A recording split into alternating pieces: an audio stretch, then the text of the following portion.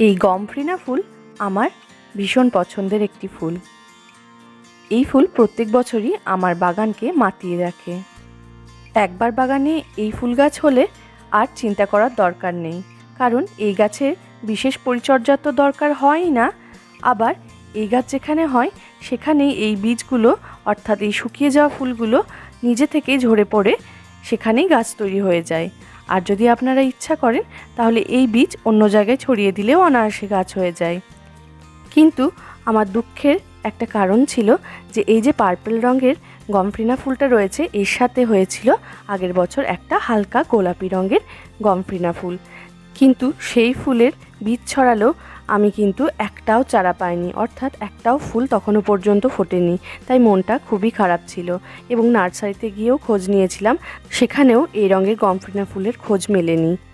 তারপর একদিন বাগানে ঘুরতে ঘুরতে হঠাৎই রত্ন খুঁজে পাওয়ার মতো এই ফুলের দেখা মিলল এবং মনটা ভারী খুশি হয়ে উঠল।